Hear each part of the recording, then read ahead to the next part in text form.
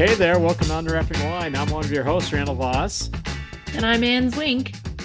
So today we're talking with Lisa Ellis. She is the executive director of the Illinois something grape thing. It's a very long acronym. What is it, Ann?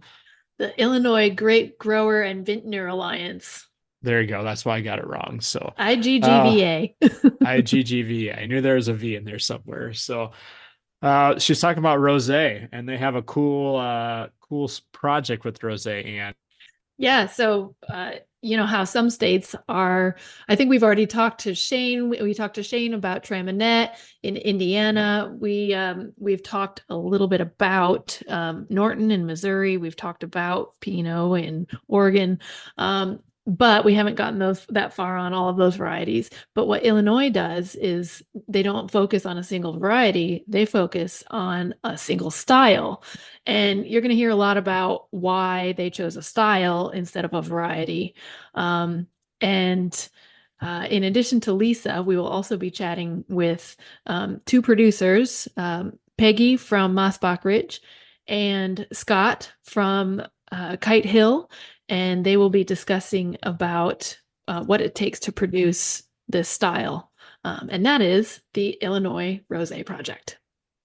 Yeah.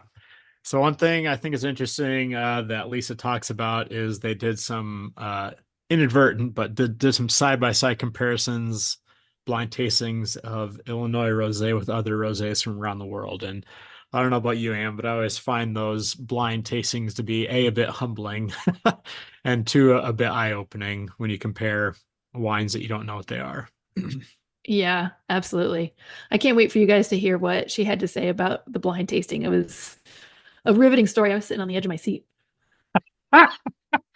I know I did a wine appreciation class or wine sensory analysis class once, and this is with Dr. Murley DeMarcari, and I think it was the last day we had done a bunch of sensory stuff, and then he gave us two wines at the end and had us rate them on aroma and all that kind of stuff. And we all had pretty different scores between the two wines, and they're the same wine. And I just remember that being a very humbling, eye-opening experience that, if our perception is something like our perception is that these are different, and so you're trying to find differences in them, even though they didn't exist. And to me, it just kind of showed those eye-opening things that preconceived notions definitely taint our view on wine. So it's always good to sometimes have no preconceived notions when looking at them. Yeah, sensory is such a cool topic. We should do an episode on sensory sometime. We should, yeah, because I love geeking out over that kind of stuff. So I get into that, all the preconceived notions and different ways you can set up something also to get the results you want, even. So yeah, absolutely. Well, enjoy this episode and give us some feedback. We'd love to hear from you. Everybody go get your bottle of rosé handy and enjoy this episode.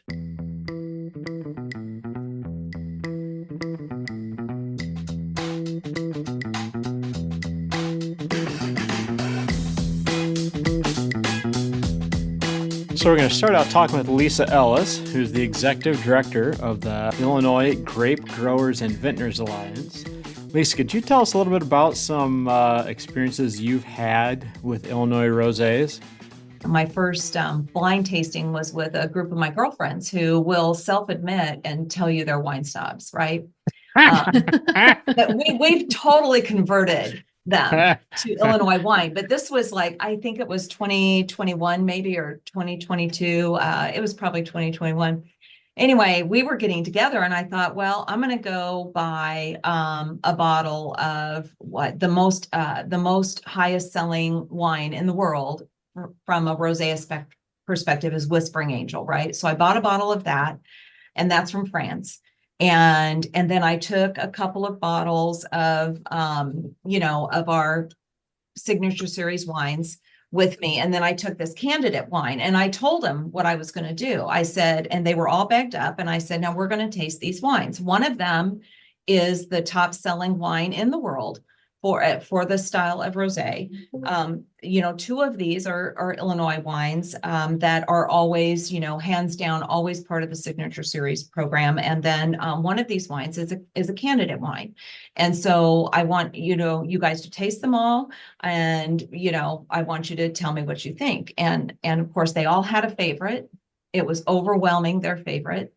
And they all believed in their minds that the favorite wine was the French one, and the Illinois ones had to be the other ones. And so when I took their favorite wine out of the bottle, and it was actually the candidate, what I'll call the candidate wine, and it was from Illinois, I immediately regretted that I didn't have a video camera in the room, because I mean, it just set them back. And that really kind of, I think, turned their whole thought process to being much more receptive when I bring a bottle of Illinois wine to one of our gatherings. But fast forward a couple of years, and I believe, Anne, you were with us at our conference last year. And we did a rosé tasting with our entire conference at our membership mixer.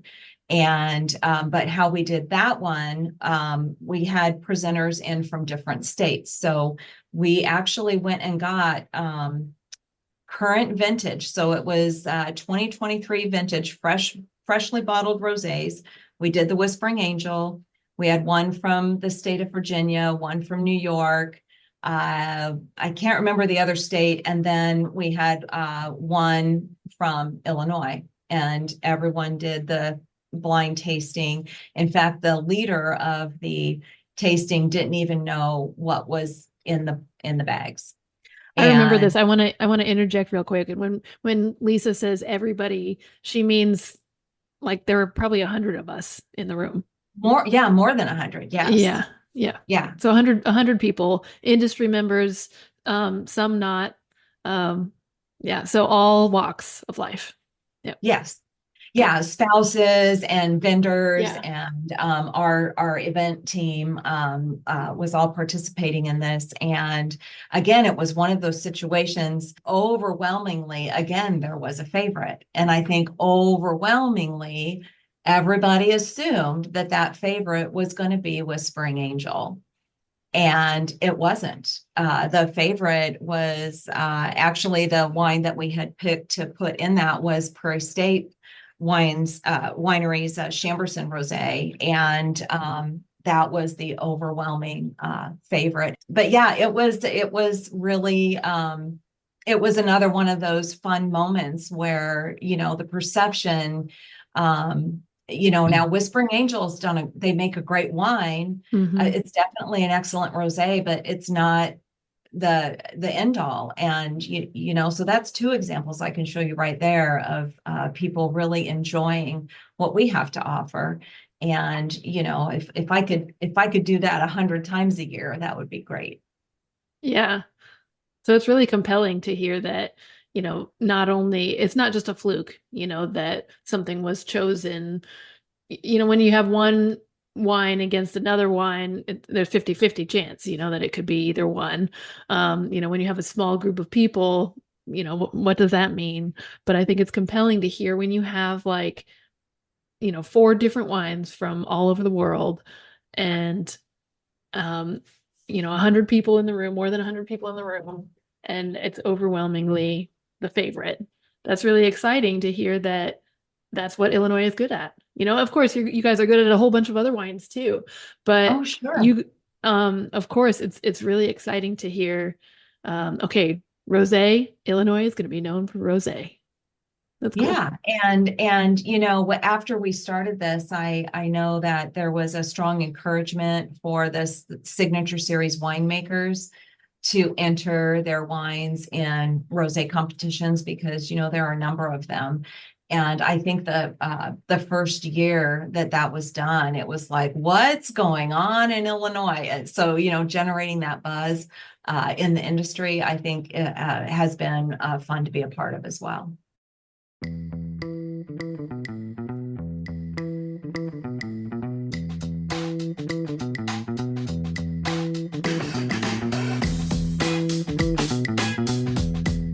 So we're hoping to hear a little history. And if you could give us some overview, the origins and objectives of the Illinois Rosé project. So I understand this is a special, unique to Illinois thing. Can you tell us about it?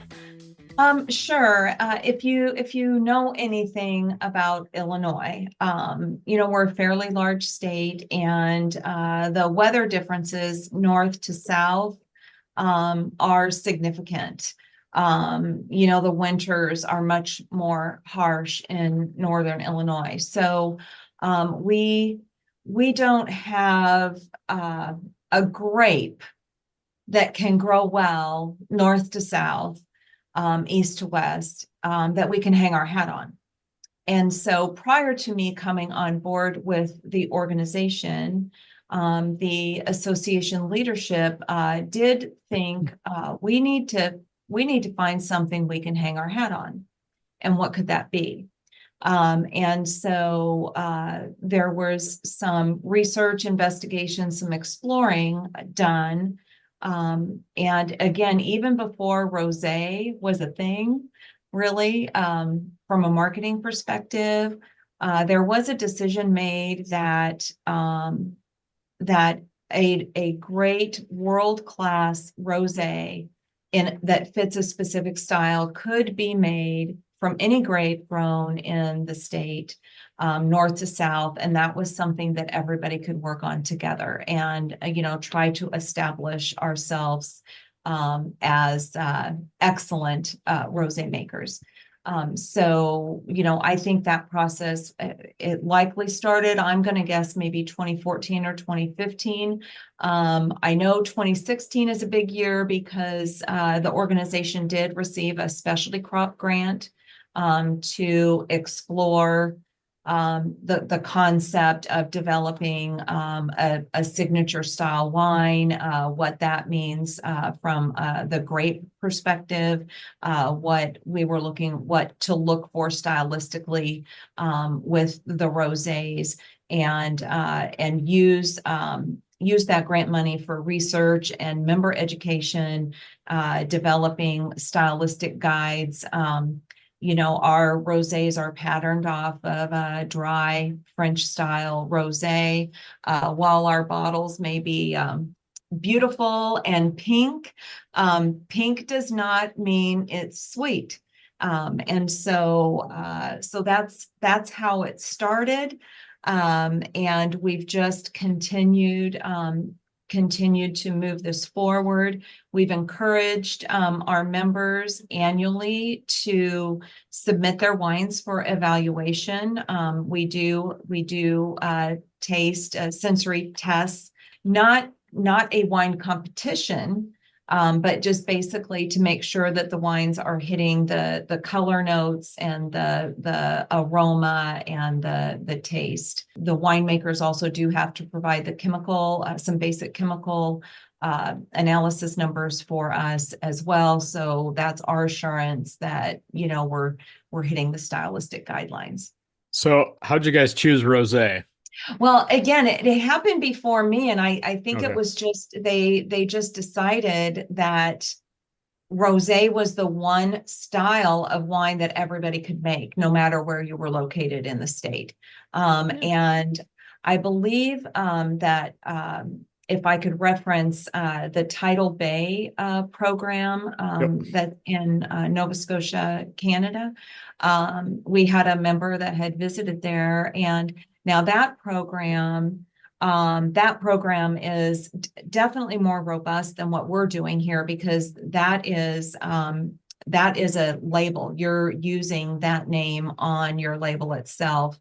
And so you've got to make your wine, have it accepted into the program, and then you've got to have your label placed on there. The labels are all different in that program, depending on the winery, but they all carry that Tidal Bay name, and it's worked really well. I think this program or this series that we have, it could morph into something like that in the future. It would take a little more work and certainly major agreements amongst our members to undertake that that consideration. But it is something that is being talked about.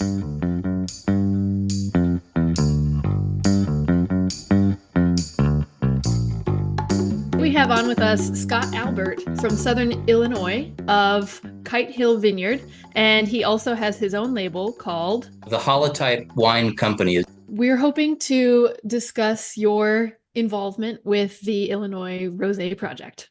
The concept is, a lot of states in the Midwest were naming grape varieties as like their state grape. Missouri, Norton's their state grape. Indiana chose Traminette, which you've talked about on the podcast before. Illinois wanted to do something like that, but instead of choosing a state grape, because we're so far north to south and have so many different climate ranges in Illinois, it would have been difficult to choose a state grape. So they chose rosé as the state wine style because, we can do rosé with Chambourcin or Cab Franc in Southern Illinois.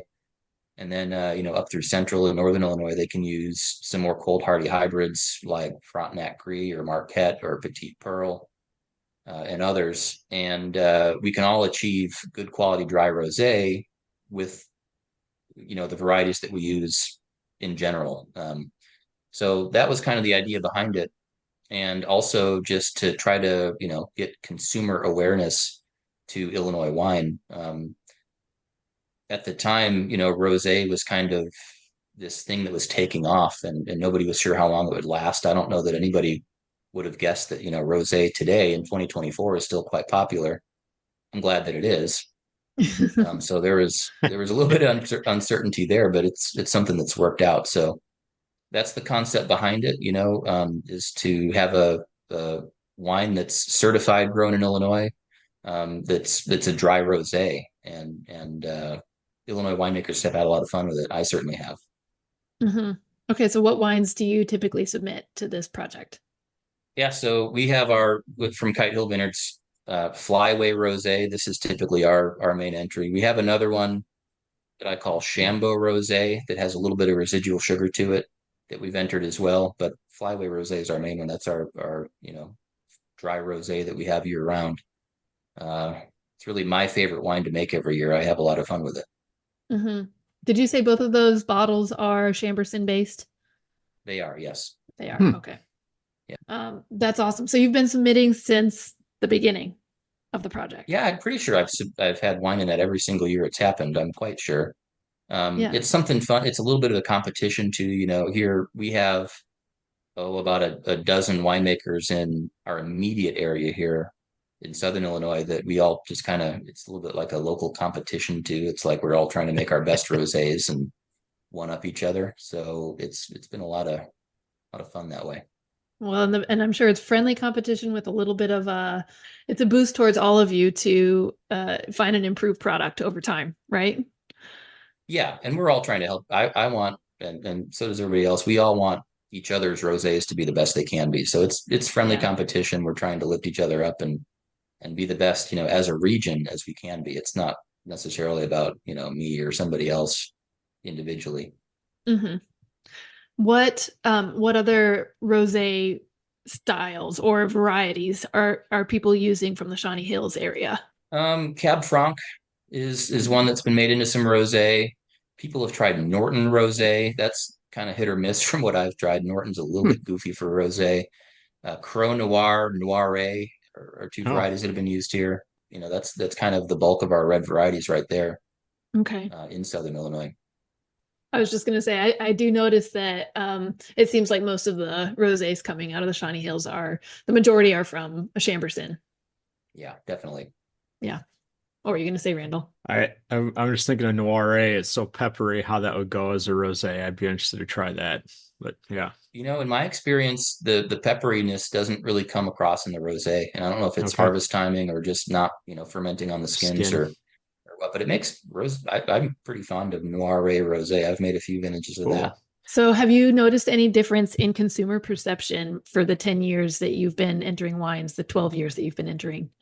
Well, right at first, and we still get a little bit of this, but rosé has kind of been, tainted by white Zinfandel forever. So especially with our brand, we try to, and ours is a dry rosé. There's zero residual sugar, but we try to get folks to try it, especially people that like dry red wines, and they don't want to even try it. They're like, oh, I know what that's about. I've tried Behringer white Zinfandel before. I don't need to try it again. And it's taken a lot of steps to get them past that, preconceived notion about rosé. But once they do try it, they're like, oh, that's not really like anything I've tried before. That's not what I expected, and that's really good. So once you get folks past that kind of first step, it works really well. They like rosé, and we've been seeing less and less of that. I think people are becoming more familiar with dry rosé as time goes on here. I do think it's smart to choose a style. Like you said, you got such a north-south spread out state that trying to choose a variety that the whole industry can support it is tough. And I also think choosing rosé is very smart. If we look at in the Midwest when people are traveling or outside, it's the summertime. And so you guys have chosen something that people can enjoy when they're out and about and traveling. Yeah, it's light. It's not something that needs to be super serious. Open a bottle of rosé. It doesn't have to be a big deal, like you're saving it for Sunday dinner or anything like that.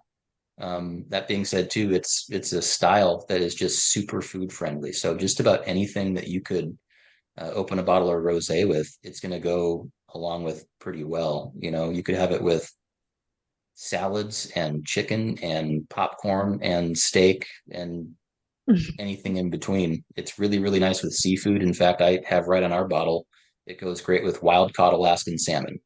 That's a tremendous pairing. So it's versatile, it's fun.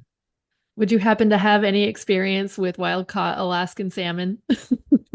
I do spend time up in Alaska in the commercial salmon industry in the summer times. Yeah, I've done that for 12 seasons now, managing onshore operations for a small salmon fishing company. So I might have a little bit of experience with that. That's steered my views on rosé food pairings a little bit, but For sure.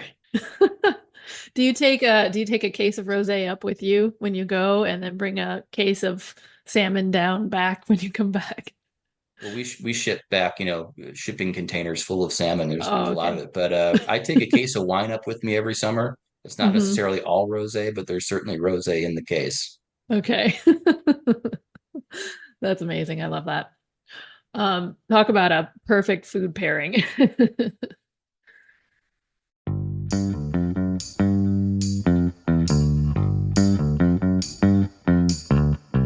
Well, Peggy, I'm going to start with a heavy-hitting question, all right? So can you handle that if I start? I can. All right. So when I was driving to the Illinois conference, I was driving through northwestern Illinois, and everywhere I was driving, there were county coroner signs about who to elect for a county coroner. Is that an elected position in Illinois, or what? I'm just shocked that a county coroner would be an elected position that people are putting political signs out in people's yards for. I don't know. Please fill me in. It is, and we. I voted in Springfield and Peoria when we lived there, and I don't remember that being on the ballot. But yes, it's on the ballot here. In fact, our coroner for Joe Davis County. Her dad used to be on my speed dial. They are our undertakers, our funeral directors for the area, and he was a coach for my son's wrestling club. And so if the boys made it to state, they got to go in the limo. It was very big deal. Very big deal. Not the hearse, the limo. This is a big deal. I don't know. It just surprised me that whoever's going to determine who died is a political position. I think it might just be whoever's most qualified probably should determine how someone died. Next but apparently, time we talk, I'll have an answer for you. Okay, yeah, I don't know. I even took pictures of it and sent Ann the picture of the sign. So it's Illinois. You never know what you're going to see. I was riding with someone else, or I was driving, and I stopped for it, and they're like shaking their head while we're stopped on the side of the road, and I'm taking a picture of this sign. But anyway, sorry, that's my lighthearted question for the day. Ann can start with the real stuff now. No, I'm going to continue on with this because what the part that Randall didn't tell you is the night before he was talking to a group of ladies from that Funeral, were yeah. all in Springfield for Yeah. a funeral. He has some good quotes from that night, and Randall has been throwing me under the bus a bunch recently, so I think it's only Yeah. fair that Yeah. that I can throw him under the bus.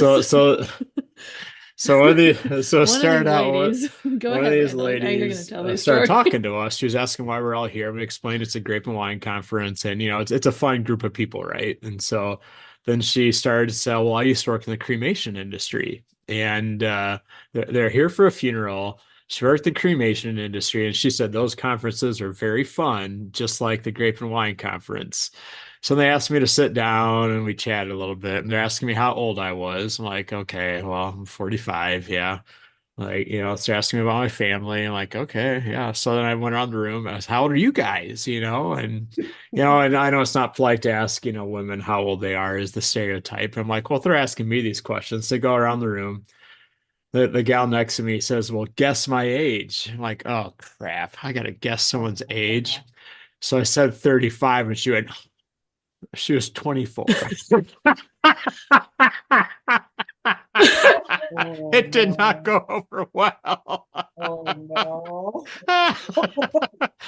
And I was guessing she was like 30, but Oh my gosh. since they were all joking around and interrogating me, and I left very soon after that. So Rosé wine. So we have Peggy Harmon of Massbach Ridge Winery in Elizabeth, Illinois. Peggy, tell us a little bit about yourself. Well, I'm celebrating 20 years of being open commercially in northwestern Illinois. Yeah, outside Oh my. of Galena and Davis County. That's awesome. Yeah, we Congratulations. got into the industry. My dream was to start a business, and with a love of our wine, this dreams came to fruition when Illinois had some experts on staff with the universities and the extension offices to provide a basis of education to grow these new hybrids that were coming out, as well as a winemaking basis. And I was a stay-at-home mom, and I wanted to continue to be so. So I just started researching, started learning. We put in a couple acres of grapes in 2000, and again, I learned through seminars. My first class was through UC Davis and came in the mail on VHS, believe it or not. So from Love going it. different seminary, yeah, mentoring places and things, I learned the winemaking craft, and we opened our doors commercially December of 2003. Let's talk about the Illinois Rosé project. Illinois Rosé project. I have been playing with rosés since day one. We opened our doors commercially with our own estate wines, and so they were on the lighter style. And one was a rosé made strictly from Americhal Fauche grape, and it had quite a lot of color and a lot of flavor. And since then, I've tried to back down a little bit with the color and flavor to have a lighter style. And that's been playing around with some different blendings. That's what's one of the wonderful things about the Rosé project in Illinois is that we can have a different style of wine and maybe pick at a little bit different time, but throughout this long state that we have with large difference of weather, that we can all produce rosés, what Chamberson or Fauche or Frontenac or Marquette. Yeah, you're really hitting the nail on the head too, I think, with the whole idea of the Rosé project. So we've talked about with our other guests about the Rosé project, we've talked about the differences in terroir and the differences in climate and the differences in what you can even grow. But what that all boils down to is that Rosé is a style of wine where if you have extreme weather one year or the other, Rosé can, kind of move into, it can be, it can still be within range depending on whatever extreme weather you get. If it's too hot or if it's too cold, if it's too dry or too wet, Rosé is always right in the middle. So it can handle whatever the weather throws at you. Yeah, if God throws a curveball, you have a backup plan, perhaps. Yeah. But I also think the diversity for the consumers, or Mhm. I think there's such a diversity of consumers for rosé as well, and I think it's still it has been growing, but I think there's a lot of room, a lot of room. But when I'm talking about the diversity of consumers, you can have people that prefer dry wines appreciate a rosé with a drier finish, and you can have people that prefer sweeter wines appreciate a rosé with more fruit flavors. Mm-hmm.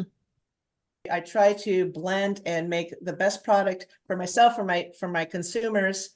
And case in fact, right now, my favorite rosé that I've made is in the tank.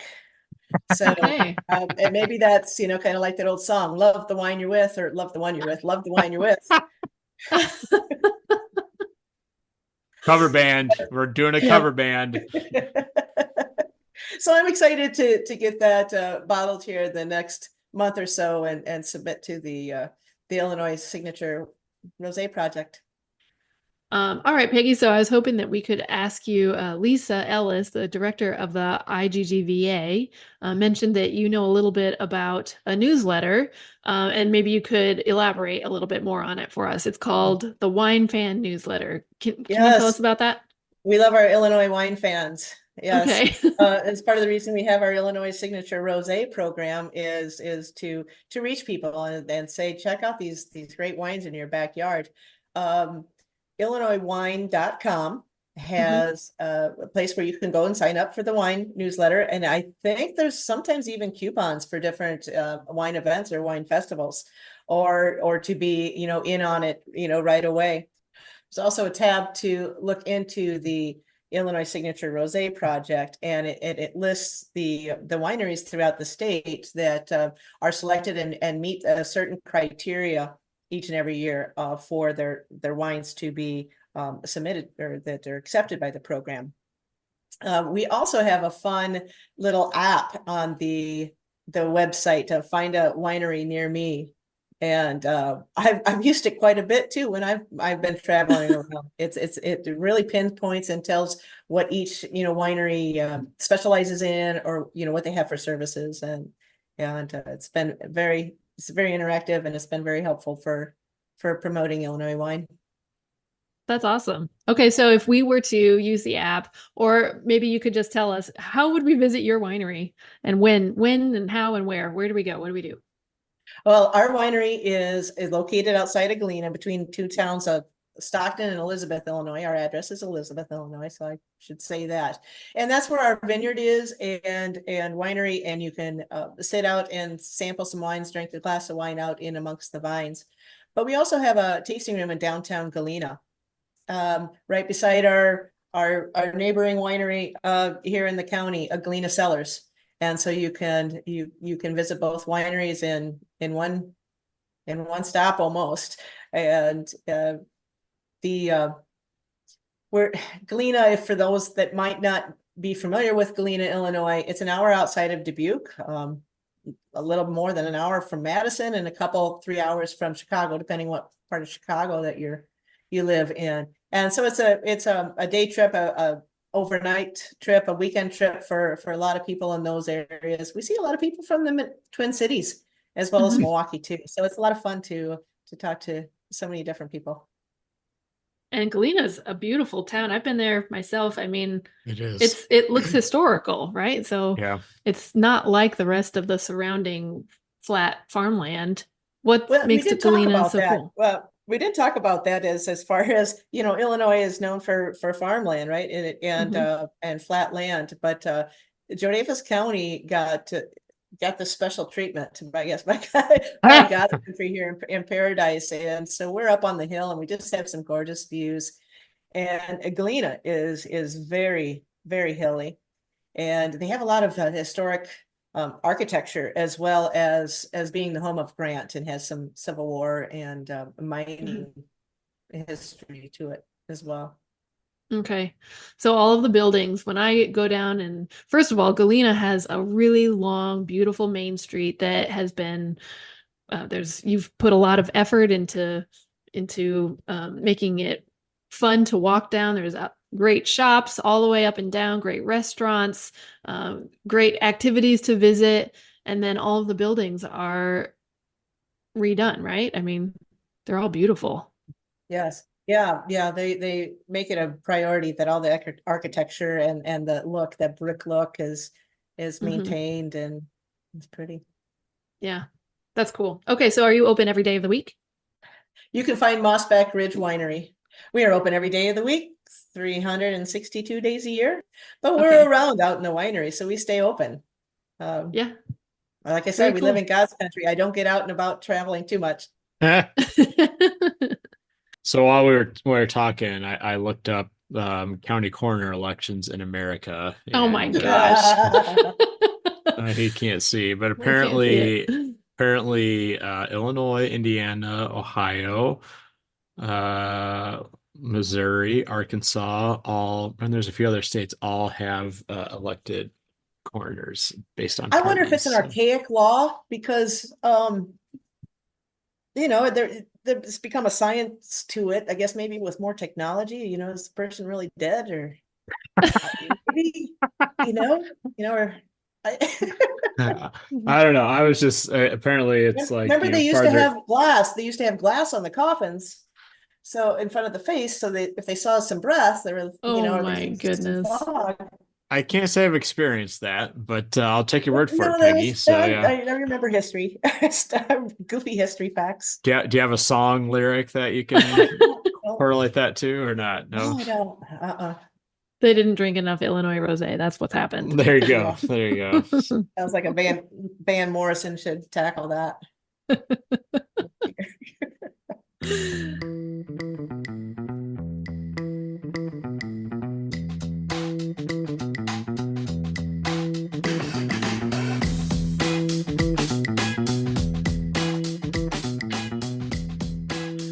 Before this program, was there less rosé sold, or is this more just about kind of getting awareness about it, about Illinois wine? I guess my question is, yeah, have you been seeing more rosé sales because of this?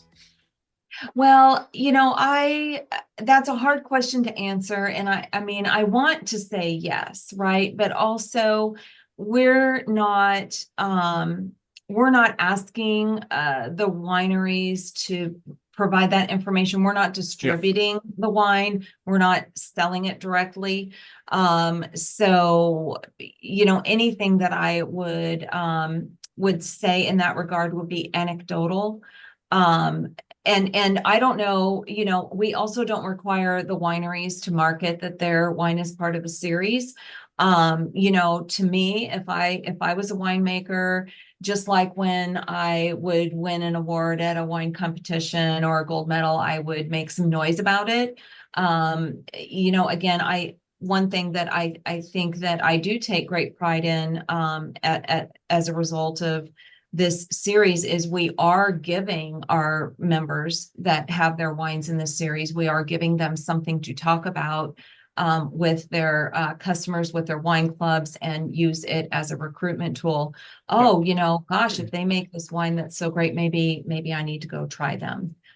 So, from that perspective, I think, we have talking points down quite well. And hopefully the wineries are working those to their advantage, but it's not something that we're requiring. Again, small staff, if I had more hours in the day, I'd go knocking on the doors and asking. But we have repeat submissions year after year, Okay. so that has to mean something, correct? Yep. Yeah, it sounds like, just listening, it sounds like there's so much that goes into marketing. Not only, one winery, it's one thing for a winery to market its wine, but it's a whole nother thing to market an entire industry, to the entire state and bring awareness. Because you're so right, like there's so many people who have no idea that the Midwest even grows grapes or makes wine, and it's interesting how even though they live here, they might still not know that. Right. So it sounds like you guys have made some really great headway. Just as you said, having that talking point with Rosé Project is really vital. Sure. Yeah. And, again, we have a logo that we developed for the project. We have a landing page on our website, illinoiswine.com /rosé might get you to it, or you can find it from our homepage. And we've incorporated, we have an interactive map on our website and also an app that you can download in the App Store, Illinois Wine. So you can search for wineries, at your fingertips. And we have several different filters in this app. You can find our gold medal wine winners from our wine competition. You can filter just for the Signature Series rosé wineries. So, if you're a big rosé aficionado and you want to make sure that you're going to hit them all, you can easily find them. Go to their websites, place your order, or even better, make plans to go and visit. There's a competition, Lisa, that is solely dedicated to rosé. I think there's a couple of competitions that are solely dedicated Yeah. to rosé. Have your members entered wines in those competitions? Oh, yeah. I mean, that's Yeah. kind of in the 1 year that we started doing it, it was kind of like, what's going on in Illinois? Because so many of them, won decent medals. Yeah. Yep. So like it's the rosé, I think, is one of them. And Mhm. There's one on the West Coast too.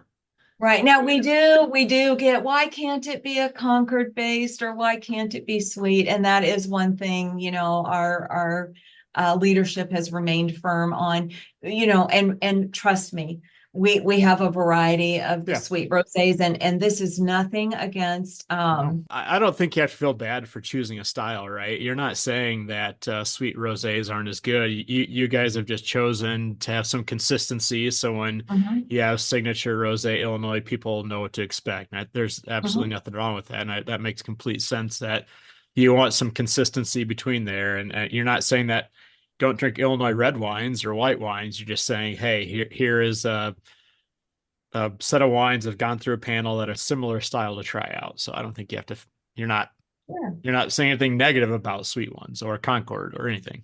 No, absolutely. And, we have members that make all of that, and, but I do wonder if we'll pick another style to promote at some point.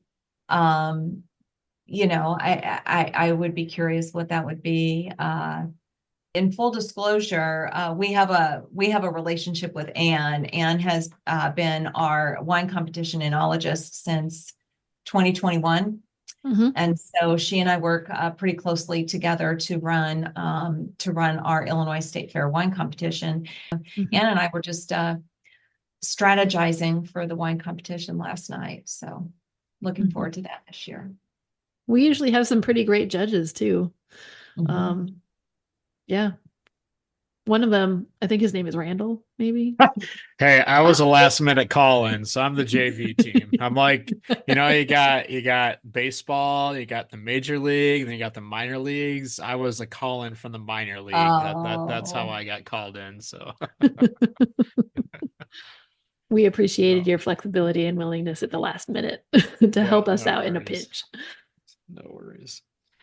Hey, Lisa, I got a question about your Illinois wine or Illinois is wine thing. Who came up with that? Because that is super clever. Honestly, I saw that for the first time this summer. I'm like, it's so simple, but so impactful. I think, honestly, I like that logo. Who is that you're doing, or is that there beforehand, or what's the story behind it? It wasn't my doing. It was something I inherited. I think the version I inherited had a few different colors. And so we actually have developed stylistic brand guides during my time. So we're definitely more consistent in how the logo is used. But yeah, it's pretty clever. Why mess with perfection, right? There you go. Love it. So we had a part of it, or years ago, I don't know what year, but I consistently get requests for this. There was a join the party with this logo, and there was an Abe Lincoln with sunglasses and a glass of wine, a bottle of wine, and it was a poster.